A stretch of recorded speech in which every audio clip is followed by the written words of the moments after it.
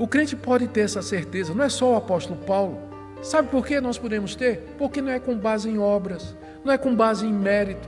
Paulo não tinha essa certeza porque ele era um crente melhor, maior, sobre-humano ou especial. Não, ele era um pecador como você e eu. Ele perseguiu a igreja, talvez envolveu-se na morte de cristãos também. Era um fariseu cego, cheio de ódio. Mas Deus mudou a vida dele. Ele creu no Senhor Jesus como sendo o Messias de Israel. Ele colocou sua esperança somente em Jesus Cristo. E a certeza de Paulo de que morrer era lucro se baseava na obra de Cristo, como ele tão claramente ensina na carta aos Gálatas, na carta aos Romanos, aqui na carta aos Filipenses, em todo lugar, que a salvação é pela graça, pela fé em Cristo Jesus. Por isso eu posso dizer, morrer é lucro. Você não precisa estar na dúvida se você de fato crê no Senhor Jesus como seu Senhor e Salvador.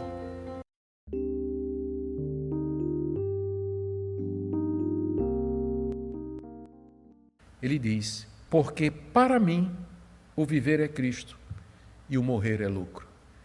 Por que, Paulo? Seu maior desejo é que Cristo seja engrandecido, quer na vida, quer na morte. Resposta dele, porque para mim o viver é Cristo e o morrer é lucro. Em outras palavras, Cristo é a razão da minha existência. Eu vivo para Ele. Eu vivo para servi-lo aqui nesse mundo. Eu vivo para dar testemunho dele às pessoas ao meu redor.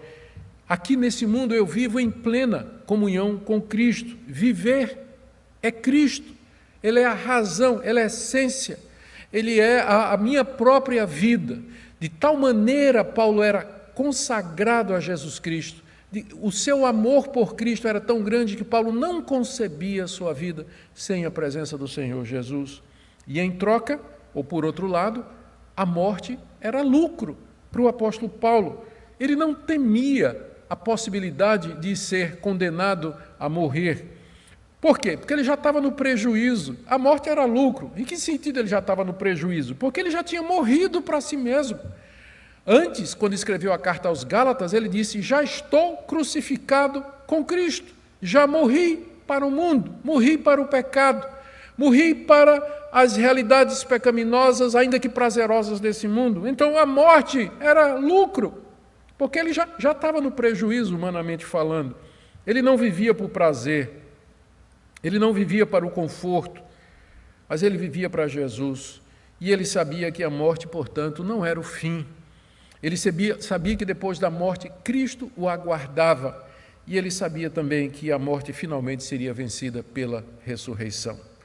A minha ardente expectativa é que Cristo seja glorificado na minha vida ou na minha morte, porque para mim o viver é Cristo e o morrer, se vier a acontecer, pela vontade de Deus, é lucro. Paulo, queridos, é um exemplo de alguém que vivia literalmente para o Senhor Jesus. E essas palavras de Paulo, elas nos envergonham. Quão frio é o nosso coração, quão fraca a nossa resolução, quão inconstante o nosso compromisso diante de Deus e com o Senhor Jesus Cristo. Que Deus nos desse essa paixão, que Deus nos desse essa ardente expectativa, que Ele nos desse essa visão da glória de Cristo e da sua obra completa, da sua pessoa preciosa, de tal maneira que nós fôssemos consumidos por essa vontade e tivéssemos esse único alvo na vida. Para mim o viver é Cristo e o morrer é lucro. Se eu continuar vivendo, poderei ainda fazer algum trabalho frutífero, assim não sei o que devo escolher. Estou cercado pelos dois lados, tendo o desejo de partir e estar com Cristo, que é incomparavelmente melhor. Mas por causa de vocês é mais necessário que eu continue a viver. Essa maneira de Paulo ver a vida, para mim o viver é Cristo e o morrer é lucro, como eu disse, trazia um dilema para ele. Porque ele tinha dito que morrer era lucro para ele, mas talvez não fosse lucro para os seus irmãos e para os seus filhos na fé. E aí então, pensando nisso, Paulo não sabia o que pedir a Deus, ou ele não sabia escolher entre viver e morrer. Veja como ele diz no final do verso 22, não sei o que devo escolher. E no início do verso 23, eu estou cercado pelos dois lados, viver ou morrer. viver aqui, servindo aos irmãos, ou morrer e estar com Cristo, que é incomparavelmente melhor. É claro que ali na prisão, aguardando a sentença, que poderia sair a qualquer momento, havia somente duas possibilidades: ser liberto, e aí ele continuaria vivendo, e assim poderia abençoar muita gente e produzir mais frutos para Deus. Como ele diz aqui no verso 22, eu posso ainda fazer algum trabalho frutífero, ou ele poderia ser executado, que ele diz no verso 23, que ele poderia partir e estar com Cristo. Essa última possibilidade, embora Paulo tivesse convencido de que seria liberto, mas ele sabia que o resultado final estava nas mãos de Deus. Essa última possibilidade de que ele fosse condenado e executado era que estava mais próxima do seu coração. Não que Paulo tivesse desejo suicida ou que ele odiasse sua vida, não. É que nós já dissemos que o amor que ele tinha por Cristo e o desejo que ele tinha de estar com Cristo consumia sua vida. Então, diante dessas possibilidades, é natural que essa última expectativa fosse a mais próxima do seu coração. Porque ele diz aqui, no final do verso 23, eu tenho desejo de partir e estar com Cristo, o que é incomparavelmente melhor.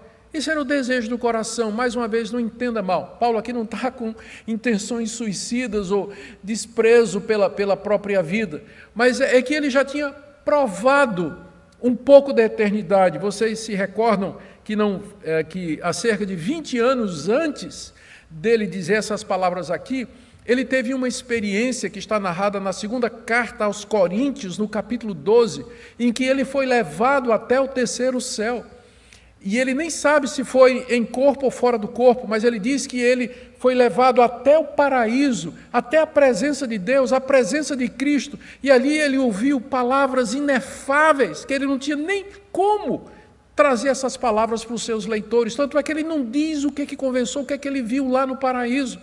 Então é claro que Paulo diz, depois dessa visão, não é? É claro, eu tenho desejo de partir e estar com Cristo, que é incomparavelmente melhor. Paulo já tinha visto como era a glória, ele já tinha estado no paraíso, numa visão, e agora ele ansiava por isso definitivamente. Ali naquela prisão, é óbvio que essa possibilidade, ele diz, é incomparavelmente melhor. Contudo, e esse homem não cansa de nos impressionar, não é? O senso do dever acabou prevalecendo sobre o seu desejo pessoal. Ele diz aí no verso 24, mas por causa de vocês é mais necessário que eu continue a viver. Por causa de vocês é mais necessário que eu continue a viver. Paulo colocou a necessidade dos outros acima do seu desejo pessoal. Ele que já tinha visto o paraíso, que tinha estado ali na presença de Deus, na presença de Cristo, ouvido aquelas palavras maravilhosas, visto coisas que ele nunca escreveu nem descreveu.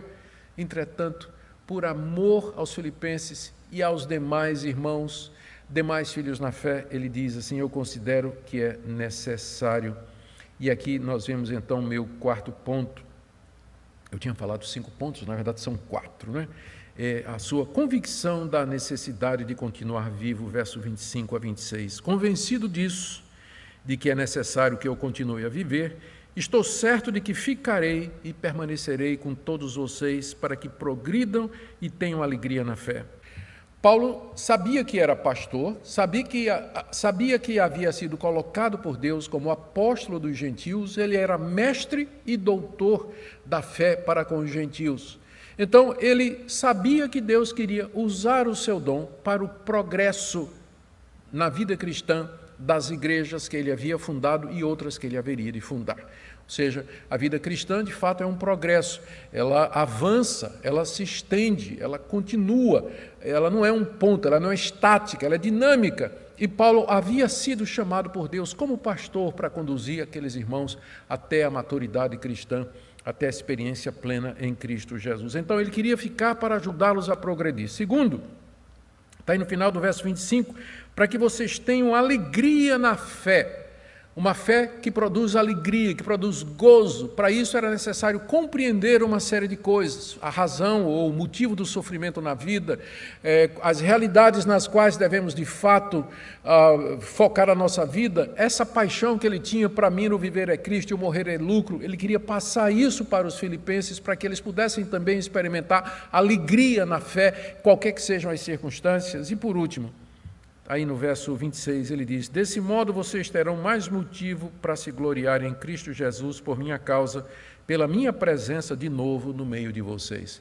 Essa era a terceira razão pela qual Paulo queria voltar a vê-los, para que assim eles tivessem mais motivos para agradecer a Deus e gloriar-se em Cristo Jesus, porque ele ouviu as orações que eles tinham feito em favor de Paulo. Paulo havia sido restituído a eles e agora eles levantavam a Deus ações de graças, glorificavam a Jesus Cristo pela libertação do apóstolo Paulo.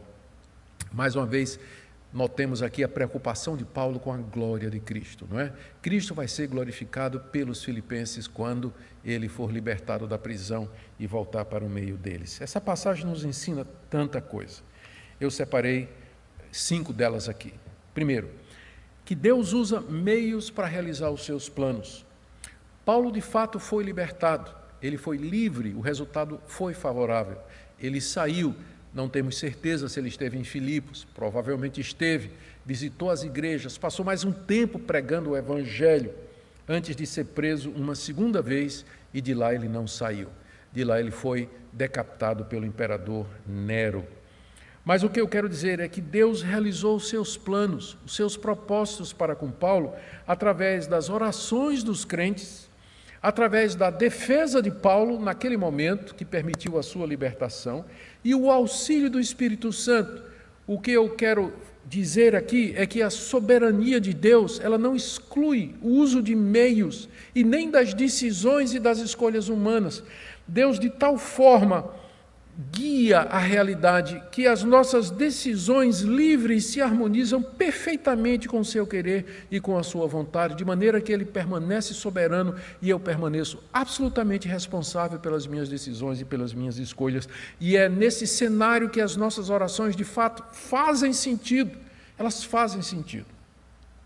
Segunda lição que eu quero tirar desse texto é que ele nos ensina que depois da morte, os crentes em Cristo entram imediatamente na presença dele. Olha o que Paulo está dizendo aqui. Meu desejo é partir e estar com Cristo. Na forma como ele diz a sentença, estar com Cristo vem imediatamente depois da partida. Partida aqui se referindo à sua morte. Pensando no caso, no contexto, a sua execução, caso ele tivesse sido condenado. Não foi, mas se fosse, ele partiria, ele morreria, mas ele estaria imediatamente com Cristo. Na sequência, ele estaria na presença de Cristo, que ele já conhecia. Estar com Cristo antes mesmo da ressurreição dos mortos, consciente e cheio de alegria e de gozo eterno. O apóstolo Paulo já está com o Senhor Jesus há quase 2000 anos, aguardando a ressurreição dos mortos.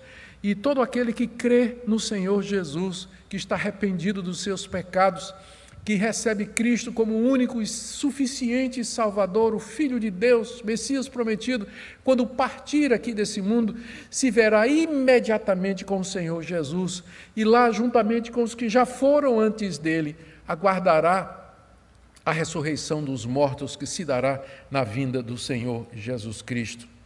Portanto, nós aqui não podemos aceitar aquela ideia de que quando o crente morre, ele adormece, ele perde consciência, ou ele é completa, ou quando a pessoa morre, ela é extinta, não é?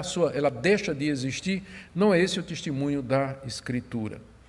Terceira coisa que eu queria trazer aqui, terceira lição. Esse texto nos ensina que os crentes em Cristo, eles podem ter certeza da sua salvação. Veja o que o apóstolo Paulo está dizendo. Ele diz aqui: eu estou cercado porque eu tenho desejo de partir e estar com Cristo. Para mim o morrer é lucro. Paulo não temia a morte, ele não temia o que viria depois da morte. Ele chamava inclusive de lucro. Ou seja, todas as alegrias, todos os prazeres, as riquezas desse mundo não são nada comparado com aquilo que Deus tem para nós depois da morte. Por isso que morrer é lucro. Paulo tinha essa convicção, a ponto de dizer, eu tenho o desejo de partir e estar com Cristo, que é muito melhor. O crente pode ter essa certeza, não é só o apóstolo Paulo. Sabe por que nós podemos ter? Porque não é com base em obras, não é com base em mérito. Paulo não tinha essa certeza porque ele era um crente melhor, maior, sobre-humano ou especial. Não, ele era um pecador como você e eu. Ele perseguiu a igreja, talvez envolveu-se na morte de cristãos também. Era um fariseu cego, cheio de ódio. Mas Deus mudou a vida dele. Ele creu no Senhor Jesus como sendo o Messias de Israel. Ele colocou sua esperança somente em Jesus Cristo. E a certeza de Paulo de que morrer era lucro se baseava na obra de Cristo, como ele tão claramente ensina na carta aos Gálatas, na carta aos Romanos, aqui na carta aos Filipenses, em todo lugar, que a salvação é pela graça, pela fé em Cristo Jesus. Por isso eu posso dizer, morrer é lucro. Você não precisa estar na dúvida se você de fato crê no Senhor Jesus como seu Senhor e Salvador. Quarta lição que eu queria tirar desse texto é que, à semelhança de Paulo, nós podemos também viver para engrandecer a Cristo. Viver para engrandecer a Cristo. Para mim, o viver é Cristo e o morrer é lucro. Qualquer que seja a sua vocação, não é somente Paulo, porque ele era apóstolo e pregador, que ele podia viver dessa maneira. Qualquer que seja a sua vocação, dona de casa, professora, faxineira, motorista de Uber, um médico, uma advogada, um dentista, qualquer que seja a profissão, a vocação aqui nessa vida, você pode viver para a glória de Deus, viver para a glória de Jesus Cristo, não para você mesmo. Seja rico, seja pobre, culto ou despreparado. Essa é a razão da nossa existência. Viver é Cristo e o morrer é lucro. E a última coisa que eu queria dizer é que Deus não nos deixa só no caminho da vida e no caminho da morte. Veja a expectativa do apóstolo Paulo. Ele contava ali na prisão, ele contava com as orações dos seus irmãos, e ele contava com o auxílio do Espírito Santo, além, é claro, da comunhão bendita com o Senhor e Salvador Jesus Cristo. Deus não nos deixa aqui nesse mundo, Ele não nos dá uma missão impossível de viver vidas santas, de estar pronto para morrer pelo nome de Cristo, está pronto para ir a espada, as feras, a cadeira elétrica por amor a Cristo, a prisão, a processos por amor a Cristo. Ele não nos deixa sozinhos. Ele promete que Ele vai estar conosco. Nós temos as orações dos nossos irmãos orando por nós, nos sustentando com as orações. E nós podemos viver sim para a glória de Deus. Eu sei que você se sente fraco, eu sei que você se sente tentado, eu sei que você já falhou muitas vezes. Mas eu queria que nessa noite você cobrasse ânimo, pensando no que Paulo está dizendo aqui. Que a sua grande paixão seja que Cristo seja engrandecido na sua vida, quer seja na sua morte, quer seja na sua permanência aqui. Quando Paulo afirma que viver é Cristo, ele nos lembra de que nossa vida é completamente entrelaçada com a pessoa e a obra de Jesus. A vida do cristão não é meramente sobre a existência física, mas sobre viver em comunhão com Cristo, que é a fonte de tudo que somos e fazemos. Já estou crucificado com Cristo, e vivo, não mais eu, mas Cristo vive em mim. Essa é a base da nossa identidade. Cada dia, cada ação, cada decisão deve ser permeada por nosso relacionamento com o Senhor. Viver para Cristo implica em assumir sua missão, refletir seu amor e viver seus ensinamentos.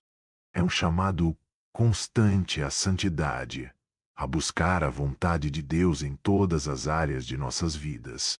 Entretanto, a afirmativa de que morrer é lucro pode ser um conceito difícil de entender em uma sociedade que valoriza a vida terrena acima de tudo. Contudo, Paulo nos ensina que a morte não é o fim, mas uma transição gloriosa para a presença do Senhor. Em 2 Coríntios 5:8, ele afirma: pensamos que, se neste corpo habitamos, ausentes do Senhor estamos, porque andamos por fé e não por vista. Para os cristãos, a morte não deve ser vista com temor, mas com esperança e expectativa, pois nos leva à plena comunhão com Deus. Morrer em Cristo é um ganho, pois é a realização da promessa de vida eterna que nos foi concedida por meio de seu sacrifício redentor. É fundamental que cultivemos uma mentalidade que valorize as coisas eternas em detrimento das temporais. Em Colossenses 3:2, somos exortados: ponde a sua mente nas coisas que são de cima, e não nas que são da terra. O chamado para viver em Cristo nos impulsiona a direcionar nosso coração e nossas ações para os valores eternos. Aqui, somos desafiados a entender que o conforto, os bens materiais e os prazeres deste mundo são passageira. Em comparação com a glória que nos aguarda, essas coisas são efêmeras. Porém, é importante lembrar que essa perspectiva de vida e morte não nos isenta de responsabilidades aqui na terra. Viver para Cristo também significa testemunhar sua graça, participar do seu ministério e servir aos outros. Paulo, em Filipenses, expressa o desejo de continuar em sua missão, afirmando que ele ainda tinha trabalho a fazer. Mas se o viver na carne, isto traz fruto para o meu trabalho, já não sei o que hei de escolher. Filipenses 1:22. A vida é um presente, e somos chamados a usá-la para glorificar a Deus e servir aos outros. Essa tensão entre viver para Cristo aqui e desejar pela eternidade deve impulsionar nosso comprometimento com a obra do Senhor.